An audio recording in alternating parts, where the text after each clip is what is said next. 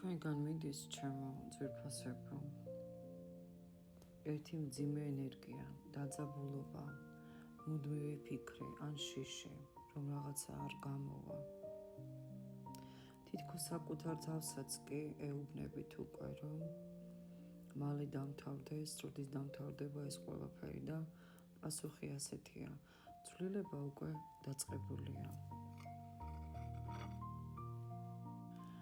და იცოდეთ, ნუ ჩაეჭიდებით იმას, რაც უკვე შორდებათ.